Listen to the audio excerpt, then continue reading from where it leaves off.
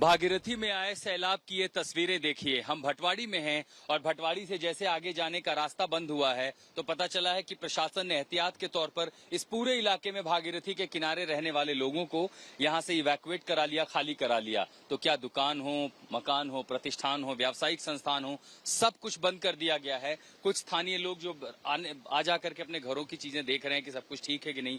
कब खाली कराया गया आप लोगों को? शाम को 5 बजे करा देता। आप लोग को यहाँ से हटा दिया? हाँ। कहाँ ले गए फिर? आगे व्यवस्था की गई? होटल पे है ऊपर। अच्छा। और यहाँ जितने लोग थे घर में कोई भी नहीं है? कोई नहीं है यहाँ। कभी इसके पहले आप लोगों ने देखा था इस तरह इतना गुस्सा माँ गंगा का? नॉर्मली है इतना भी, मैंने कभी देखा नहीं था। लेकिन धराली के बाद जो हुआ ऊपर लेक फॉर्मेशन, कभी लगा था कि 2013 में एक बार केदारनाथ हो, उसके बाद ऐसी तस्वीर? ना नहीं देखा। आप लोगों ने नहीं देखा था? तो बच्चे कहाँ, परिवार के लोग सारे ऊपर हैं, होटलों पे सारे हैं ऊपर। ये बताया है कि कब तक कैसी स्थिति रहेगी? अभी कुछ नहीं बताया। आपको एक बार तस्वीरें दिखाते हैं। हम भटवाड़ी के उस गांव में हैं, एकदम भागीरथी का किनारा है। यहाँ पर एक स्कूल और बाकी बिल्डिंग है खंड विकास अधिकारी का, वो बंद हो चुका है। जैसे इस पैसेज में जाते हैं गांव में, दोनों तरफ मकान हैं, इन मकानों को भी बंद कर दिया गया है। वो इसलिए क्योंकि लोगों को कहा गया कि यहाँ से आप हट जाएं, खतरा हो सकता है। और चूंकि भागीरथी की धारा के बेहद करीब हैं और अगर जहाँ पर लेक फॉर्मेशन है वो पानी अपने साथ आता है तो चपेट में सब कुछ ले जाएगा। तो जो भी लोग हैं वो अपना घर छोड़कर जा चुके हैं, घरों पर इस समय ताले हैं, सबको सुरक्षित इलाकों तक ले जाया गया है। वो इसलिए कि जान माल का नुकसान न हो। एक बहुत बड़ी चुनौती है न सिर्फ धराली में राहत बचाव कार्य सुनिश्चित करना, ये भी सुनिश्चित करना कि आपदा का जो मैग्नीट्यूड है, जो स्केल है, वो और बड़ा न होने पाए। भटवाड़ी उत्तरकाशी में कैमरामैन दीपक बिष्ट के साथ मैं आशुतोष मिश्रा, आज तक। टिहरी के आगे आने पे ही जैसे आप चंबा और टिहरी पार करेंगे बहुत सारी लैंडस्लाइड थी। किसी तरह हम 3 बजे रात तक यहाँ भटवाड़ी पहुंच गए थे। अब मैं आपको बता दूं, जिससे पहले जब आपसे बातचीत हो रही थी हमें रिपोर्ट दिखा रहे थे, अब मैं भटवाड़ी से 3 किलोमीटर आगे आ चुका हूं। वो इलाका एक बार पीछे तस्वीर दिखाते हैं, जहां पर सड़क बह गई थी, वो रास्ता बंद था। पहाड़ों के ऊपर से होते हुए हमने एक ऑल्टरनेटिव रूट लिया और उसके बाद यहाँ तक आते हुए अब उस जगह पे पहुंचा हूं। ये एक आखिरी पड़ाव है। दरअसल ये सड़क खत्म हो चुकी थी, ये पूरा रास्ता बह गया था। सड़क दरअसल यहाँ से देखिए ये रास्ता कटता है, अब ये सड़क पूरी बह गई थी। इसके बाद यहाँ पर मशीनरी लगाई गई है, अर्थ मूविंग मशीन लगाई गई, जेसीबी, वो पहाड़ों को खोद करके काट करके एक ऑल्टरनेटिव रास्ता बना रहे हैं। जैसे ये रास्ता बन जाएगा, इसी रास्ते के साथ साथ ये एक आखिरी पड़ाव है। यहाँ से सिर्फ 35 से 40 मिनट का रास्ता। जैसे ये रास्ता बन जाता है उसके बाद तुरंत ये तमाम सारी गाड़ियां, तमाम जो प्रशासन, एक बार आपको पीछे की तस्वीर दिखाते हैं, पीछे कितना बड़ा अमला है मदद का, रेस्क्यूवर्स का, बचाव कर्मियों का, जिनके बारे में क्योंकि यही सब इंतजार कर, आपको आगे लिए चलते हैं। यहाँ पर पुलिस है, यहाँ पर एसडीआरएफ, एनडीआरएफ है, उनकी पूरी गाड़ियां देखिए। वहां जितने लोग हैं, कुछ की संख्या है जो मदद कर रहे हैं, वो नाकाफी होगी। वो इसलिए क्योंकि आप ह्यूमन एफर्ट से कितनी कोशिशें कर सकते हैं, आप खाली करा सकते हैं जो आपको आंखों से दिख रहे हैं, लेकिन जब जिस तरह की त्रासदी है उसका पैमाना इतना बड़ा ही। देखिए अब ये एनडीआरएफ के लोग हैं, इनकी पूरी गाड़ियां, अपने तमाम जो संसाधन हैं वो सब पीछे अटके पड़े। इनके पास डॉग स्क्वाड है, स्निफर स्क्वाड है, उसके साथ तकनीक है, स्कैनर मशीनें हैं। तो उन मशीनों को पहुंचने के लिए सड़क चाहिए और यहाँ से पूरी सड़क खराब हो गई थी, बर्बाद हो गई थी। अब इसको तैयार किया गया है। हम ये मान सकते हैं कि आधे घंटे से 1 घंटे का समय और लग सकता है। और जब वो समय पूरा हो जाएगा, जैसे ये रास्ता खुल जाएगा, सबसे पहले जो रिस्पॉन्डर्स की पहली टीम है वो यहाँ से निकलेगी और जब वो आगे निकलेंगे तैयारियां होंगी। देखिए आगे पूरा काफिला जो है वो इन्हीं चीजों का है जिनकी जरूरत पड़ेगी सबसे बड़े राहत बचाव कार्य में, इस ऑपरेशन में। क्योंकि यहाँ पर सिर्फ मैन एफर्ट काफी नहीं होंगे बल्कि संसाधनों की भी जरूरत होगी और उन संसाधनों में जो एडवांस टेक्नोलॉजीज हैं, इक्विपमेंट्स हैं, उनकी जरूरत होती है। तो अभी जो तमाम पर्सनल हैं यहाँ पर, एक तो कनेक्टिविटी की दिक्कत है, तो ठीक है, एजेंसियों के पास सैटेलाइट फोन है, इसके जरिए वो कम्युनिकेशन कर सकते हैं। अब एक एक करके गाड़ियां आगे बढ़नी शुरू हुई हैं। ये वो आखिरी पड़ाव है। यहाँ से आगे जाने के बाद जब वो हर्षिल के पास पहुंचेंगे तब ये देखा जाएगा कि जो लेक फॉर्मेशन की बात हो रही थी, क्या वो सही है, रास्ते पर कोई खतरा तो नहीं है, उसके आगे कहां तक जाया जा सकता है। तो कुल मिलाकर के मौसम बड़ी चुनौती है और जब मौसम हॉस्टाइल हो जाता है, इसके आगे की परिस्थितियां बहुत मुश्किल हैं।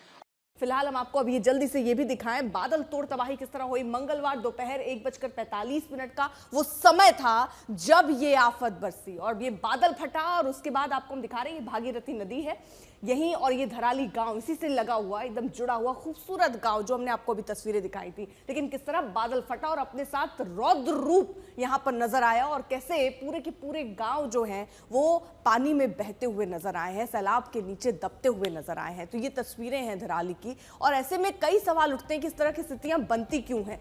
मंगलवार को दोपहर 1:45 पर धराली में मौत आई है। खीर गंगा नदी में उफान, 34 सेकंड में ये तबाही हो गई, यानी संभलने तक का मौका नहीं मिला है। घर, होटल, दुकानें तबाह हो गए। अभी तक फिलहाल जिस तरह से युद्ध स्तर पर रेस्क्यू ऑपरेशन चल रहा है, 130 से ज्यादा लोग बचाए गए हैं। इस बीच हम आपके सामने ये 20 तस्वीरें भी रख रहे हैं। तबाही का पूरा मंजर आप इसको देखकर समझ सकते हैं। कल दोपहर आई तबाही ने उत्तराखंड के धराली को बर्बाद कर दिया। रेस्क्यू का काम जारी है, लेकिन बारिश हेलीकॉप्टर से पहुंचाने वाली मदद में रुकावट बन गई है। मोबिलाइज करे लोग पहुंच पाएंगे आज? ब्रिज के लिए फिर वो बेली ब्रिज हम लगाते हैं। बेली ब्रिज जो है वो तुरंत लग जाता है। उसकी तैयारी हो रही है? जी, thank you so much sir. मलबा हटाने का काम जारी है, सर्च ऑपरेशन चलाया जा रहा है, तकनीकी संसाधनों का भी इस्तेमाल किया जा रहा है। इस रेस्क्यू ऑपरेशन में सबसे बड़ी बाधा है सड़कों और पुलों का टूट जाना। इस वजह से रेस्क्यू ऑपरेशन के लिए आवाजाही में परेशानी हो रही है। ताजा जानकारी के मुताबिक धराली में कल हुए हादसे के बाद जारी रेस्क्यू ऑपरेशन में अब तक 130 लोगों को बचाया जा गया है।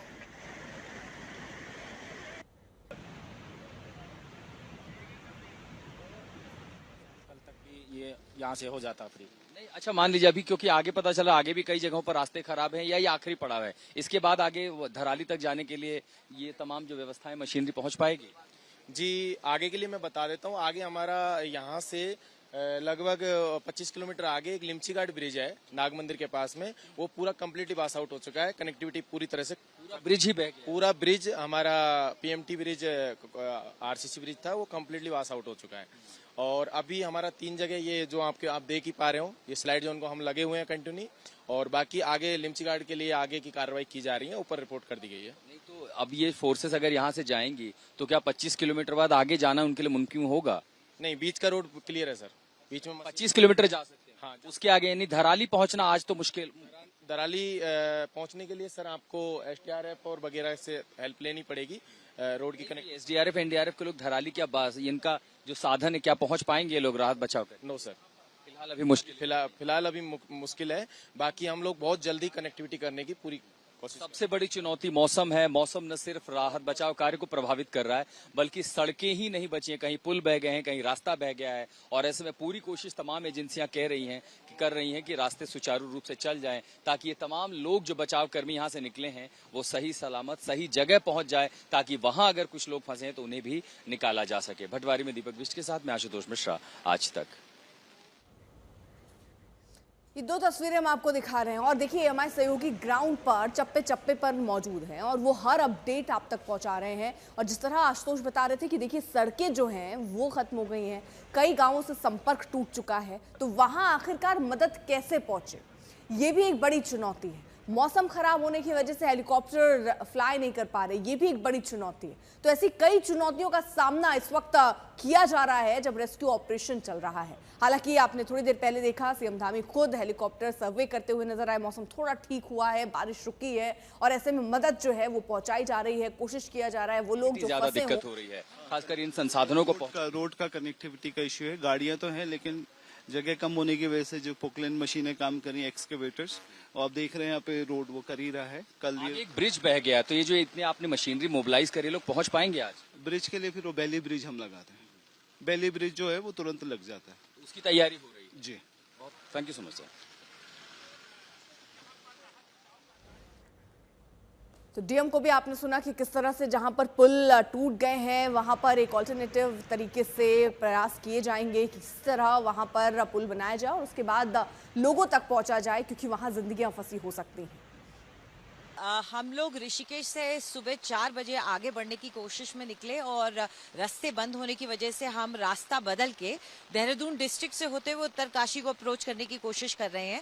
वहां से मसूरी से एक सड़क जाती है उत्तरकाशी की तरफ, वहां हम लोग इस वक्त रुके हुए हैं।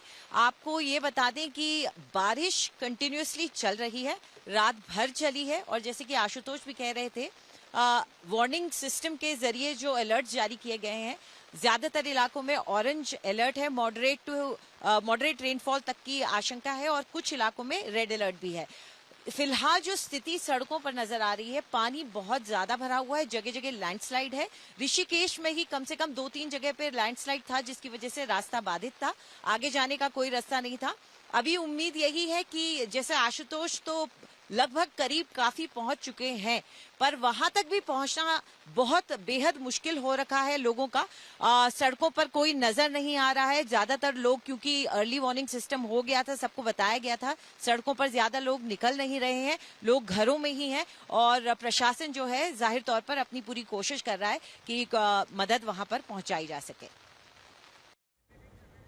इस बीच हम आपको तस्वीरें दिखाएं, लगातार मुख्यमंत्री एक्शन में है, हवाई सर्वेक्षण हो रहा है, अधिकारियों के साथ इस वक्त मीटिंग की भी तस्वीरें आ रही हैं और इस मीटिंग में दरअसल दिशा निर्देश और आगे की प्लानिंग कि किस तरह से रेस्क्यू ऑपरेशन चलाना है, किन किन मोर्चों पर दिक्कतें आ रही हैं, उन्हें कैसे दूर करना है, इसको लेकर ये बैठकों का दौर भी चल रहा है। इससे पहले की तस्वीरें हमने भी आपको दिखाई थी जब सीएम धामी खुद हवाई सर्वेक्षण करते हुए नजर आए थे और स्थिति का जायजा लेते हुए नजर आ रहे थे। यानी मुख्यमंत्री खुद एक्टिव हैं, क्योंकि इतनी जिंदगियां वहां पर फंसी हैं और ऐसे में कैसे रेस्क्यू ऑपरेशन चले, बाधाएं कहां हैं, कौन सी दिक्कतें आ रही हैं और कौन कौन से इलाके ज्यादा इससे प्रभावित हुए हैं, उन सब पर फिलहाल अब फोकस किया जा रहा है। हवाई सर्वेक्षण के बाद उन्हें चिन्हित किया गया होगा कि कहां कहां कितना टीमें भेजने की जरूरत है, हालात क्या बने हुए हैं, उन सब के मद्देनजर अब बैठक चल रही है और ये बैठक बहुत महत्वपूर्ण, क्योंकि अब इसके बाद से एक बार फिर से रफ्तार देने की कोशिश रेस्क्यू ऑपरेशन को होगी। 130 से ज्यादा जिंदगियां अभी तक बचाई जा चुकी हैं, लेकिन कई ऐसी जिंदगियां अभी भी मलबे की चपेट में होंगी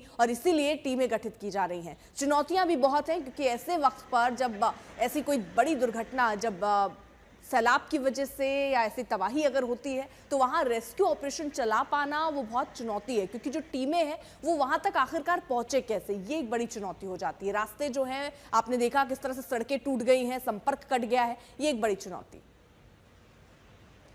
कल धराली की आपदा आई है, उस आपदा में सभी एजेंसियां हमारी वहां पर काम कर रही है, सेना के लोग भी काम कर रहे हैं, बचाव और राहत के काम में आईटीबीपी भी लगी है, एनडीआरएफ, एसडीआरएफ और स्थानीय लोग, सभी लोग आगे आकर, हमारे जनप्रतिनिधि भी, सभी लोग बचाव के काम में लगे हैं। कल लगभग 130 के लगभग लोगों को रात को रेस्क्यू किया गया है और अभी लगातार खोजबीन जारी है। रास्ते में चूँकि काफ़ी ज़्यादा मौसम ख़राब होने के कारण से अनेक स्थानों पर मार्गों का जो संपर्क है वो कट गया है और कुछ पुल भी जो है क्षतिग्रस्त हो गए हैं, उसके कारण से वहाँ पर पहुँचना भी मुश्किल हो रहा है। लेकिन उसके बावजूद भी सभी एजेंसियाँ, सभी लोग जो वहाँ पर पहुँच गए हैं, रेस्क्यू के काम में लगे हैं। हमने राज्य के स्तर पर भी 10 डिप्टी एसपी, 3 एसपी और लगभग 160 पुलिसकर्मी भी इस काम में लगाए हैं, जो राहत और बचाव के काम को करेंगे।